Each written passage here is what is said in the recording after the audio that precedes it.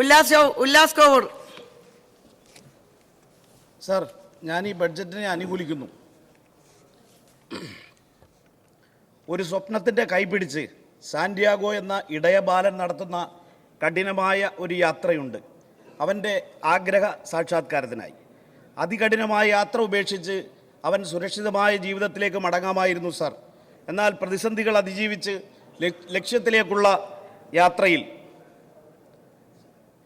അവൻ തുടർന്നപ്പോൾ പൂർണ്ണ മനസ്സോടെ ആഗ്രഹിച്ചത് നേടിയെടുക്കാൻ പ്രപഞ്ചം മുഴുവൻ അവൻ്റെ ഒപ്പം നിന്നു സർ. ബ്രസീലിയൻ സാഹിത്യകാരൻ പൗലോ കൊയ്ലോയുടെ ആൽക്കെമിസ്റ്റ് എന്ന വിഖ്യാത പുസ്തകത്തിലെ ഇടയബാലൻ്റെ ജീവിതയാത്രയ്ക്ക് സമാനമായൊരു യാത്രയായിരുന്നു സാർ കുന്നത്തൂരിലെ എൻ്റെ യാത്രയും. ആഗ്രഹ സബലീകരണത്തിനായി പ്രപഞ്ചം മുഴുവനും സാന്റിയാഗോയ്ക്കൊപ്പം നിന്ന പോലെ എൻ്റെ നാടും എനിക്കൊപ്പം നിന്നു സാർ.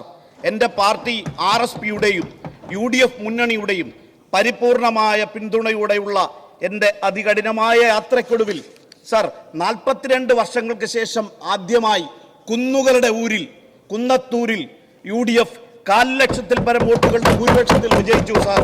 കുന്നത്തൂരിൻ്റെ ഹൃദയം തൊടാൻ ഒരവസരം നൽകിയ എൻ്റെ പ്രിയ നാടിന്, എൻ്റെ പ്രിയ നാട്ടുകാർക്ക് നിർമ്മലമായ ഹൃദയവായ്പോടെ ഞാൻ നന്ദി രേഖപ്പെടുത്തുന്നു സാർ. സാർ, സംസ്ഥാനത്തിൻ്റെ സർവതല സ്പർശിയായ സമഗ്ര വികസനത്തിന് പ്രതീക്ഷ നൽകുന്ന ഒരു ബഡ്ജറ്റാണ് സാർ ഇക്കഴിഞ്ഞ ദിവസം നമ്മുടെ ബഹുമാന്യനായ മുഖ്യമന്ത്രി, മനുഷ്യസ്നേഹിയായ മുഖ്യമന്ത്രി നമ്മുടെ സഭയിൽ അവതരിപ്പിച്ചത്. കണക്കുകൂട്ടലുകൾ ഇല്ലാതെയും നാടിൻ്റെ അവസ്ഥ, ഭാവി, യുവജനങ്ങളുടെ പ്രശ്നങ്ങൾ എന്നിവയെക്കുറിച്ച് പഠിക്കാതെയും പിന്നോക്ക വിഭാഗങ്ങളെയും അരികുവൽക്കരിക്കപ്പെട്ടവരെയും പരിഗണിക്കാതെയും ഒളിഞ്ഞുകിടക്കുന്ന അനന്ത വികസന സാധ്യതകളെക്കുറിച്ച് ചിന്തിക്കാതെയും പടുകൂട്ടൻ ഫ്ലക്സ് ബോർഡുകൾ കൊണ്ട് യാഥാർത്ഥ്യത്തെ മറയ്ക്കാൻ ശ്രമിച്ച് കേരളത്തിൻ്റെ പൊതുകടത്തെ 5 ലക്ഷം കോടിയിലെത്തിച്ചും 87,000 കോടിയുടെ സാമ്പത്തിക ബാധ്യതയിൽ എത്തിച്ചും ഒരു സർക്കാർ കടന്നുപോയപ്പോൾ അരക്ഷിതാവസ്ഥയിലായ നാടിനെ വീണ്ടെടുക്കാൻ പ്രതിജ്ഞാബദ്ധമായ ഒരു ധനകാര്യ ആസൂത്രണ രേഖയാണ് സാർ കഴിഞ്ഞ ദിവസം നാം ഇവിടെ കണ്ടത്. വ്യക്തവും ദിശാബോധവും ഉള്ളതുമായ പ്ലാനിങ്ങിലൂടെ ഈ സാമ്പത്തിക വർഷത്തേക്ക് എന്നതല്ല, എല്ലാ കാലത്തേക്കും എന്നതാണ് ഈ ബഡ്ജറ്റിനെ കുറിച്ച് എൻ്റെ വിലയിരുത്തൽ സാർ. മതിലുകൾ നിർമ്മിക്കുന്നതല്ല സാർ ചരിത്രത്തിൽ അടയാളപ്പെടുത്തുന്നത്, അവ പൊളിക്കുന്നതാണ് സാർ. മതിലുകളില്ലാത്ത കാലമാണ് സാർ, അതിരുകളില്ലാത്ത കാലമാണ് സാർ മാനവികതയുടേത്. ഇത്തരം ഒരു പൊളിച്ചെഴുത്താണ് സാർ നമ്മുടെ അമ്മമാർക്കും സഹോദരിമാർക്കും മക്കൾക്കും സർക്കാർ ഏർപ്പെടുത്തിയ പ്രിയദർശിനി സൗജന്യ യാത്ര. ബഡ്ജറ്റിന് മുമ്പ് തന്നെ സ്ത്രീകളുടെ സൗജന്യ യാത്രയും രാജ്യത്തെ ആദ്യത്തെ വയോജന ക്ഷേമ വകുപ്പും ഉൾപ്പെടെ ഇന്ദിരാ ഗ്യാരണ്ടിയിലെ വാഗ്ദാനങ്ങൾ പാലിച്ച സർക്കാർ ബഡ്ജറ്റിലൂടെ നാടിന് നൽകുന്ന ധൈര്യവും പ്രതീക്ഷകളും ചെറുതല്ല സാർ. പണം എങ്ങോട്ട് പോയി എന്നാലോചിച്ച് വിഷമിക്കുന്നതിനേക്കാൾ പണം എങ്ങോട്ട് പോകണം എന്ന് കൃത്യമായി തീരുമാനിക്കുന്നതാകണം സാർ ബഡ്ജറ്റ്. എല്ലാ വിഭാഗങ്ങളെയും ഒരേ സമയം ചേർത്തു പിടിക്കുന്നതിലൂടെ ഇക്വിറ്റബിൾ ഡിസ്ട്രിബ്യൂഷൻ ഓഫ് വെൽത്ത് അഥവാ സമ്പത്തിൻ്റെ നീതിപൂർവമായ വിതരണം എന്ന സോഷ്യലിസ്റ്റ് ആശയത്തിൻ്റെ കൃത്യമായ സാക്ഷാത്കാരം ഈ ബഡ്ജറ്റിൽ ഉടനീളം കാണുവാൻ സാധിച്ചു സാർ.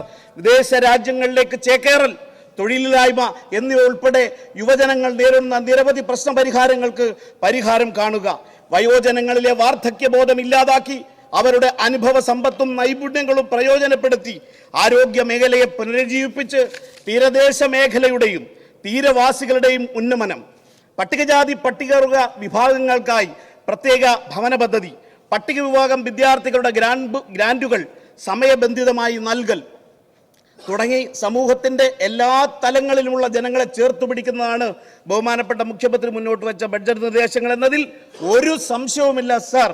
മിഷൻ സമുദ്ര കേരളത്തെ നിക്ഷേപ സൗഹൃദ സംസ്ഥാനമാക്കി സാമ്പത്തിക വളർച്ച കൈവരിക്കാനുള്ള invest Keralam cell, investment advisory committee, Kerala MSME growth scheme, global job watch tower ഒക്കെ തന്നെ നിരവധി തൊഴിലവസരങ്ങളെ സൃഷ്ടിക്കുന്നതിനൊപ്പം കേരളത്തിൻ്റെ ഭാവി സാമ്പത്തിക വളർച്ചയുടെ നിർണായക ഘടകങ്ങൾ ആകും എന്നതിൽ ഒരു തർക്കവുമില്ല സാർ.